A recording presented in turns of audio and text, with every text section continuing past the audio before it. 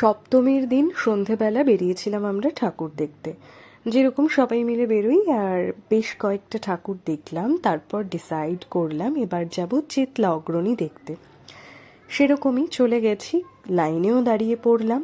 আর লাইনের তো শুরু দেখতে পাচ্ছি, শেষ দেখতে পাচ্ছি না।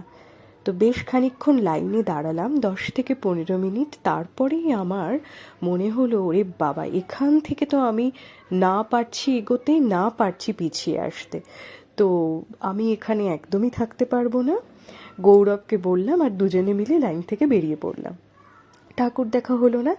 দিদিয়া, দিদি সোনা, তাঙ্কু আর নিমুদা ওরা কিন্তু 3.5-4 ঘন্টা ওই লাইনে থাকলো এবং প্রায় রাত 12টার সময় বাড়ি ফিরলো চেতলা অগ্রণী দেখে। আর এই যে প্যান্ডেলটা হয়েছে, এটা কিন্তু অমৃত কুম্ভের সন্ধানে থিম ছিল। আর প্রচুর রুদ্রাক্ষ, প্রায় নাকি 3 কোটি রুদ্রাক্ষ ইউজ হয়েছে এখানে। ভাবা যায়। তো পরে আবার নবমীর দিন এসছি সকালে, গোষ্ঠ আমাদের নিয়ে এসছে, মাম্মামকে নিয়েও আসতে পেরেছি, যার জন্যে এই রাস্তা থেকে এতটা পথ হেঁটে এসে মাম্মাম ভেতরে আবারও ভিড় দেখে ঢুকতে চাইলো না। আমরাই ঢুকলাম, অসাধারণ করে সাজানো, এবং ভেতরটা তো দুর্দান্ত। লাইটটা দেখতে পাচ্ছি, যেহেতু একটু অন্ধকার ব্যাপারটা রয়েছে। আর অমৃত কুম্ভের সন্ধানের সাথে মায়ের এই যে যোগিনী মূর্তি খুব সুন্দর মানিয়েছে, ভীষণ ভালো লাগলো।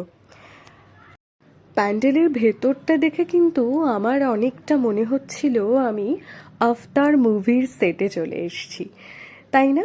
অনেকটাই কিন্তু সিমিলারিটি আছে। খুব ভালো লাগলো। আর শেষমেশ যে আসতে পারবো একদমই ভাবতে পারিনি। তো এবার যাচ্ছি অন্য একটা দুর্গা ঠাকুর দেখতে। আপনারাও সঙ্গে থাকুন, দেখা হচ্ছে নেক্সট প্যান্ডেলে।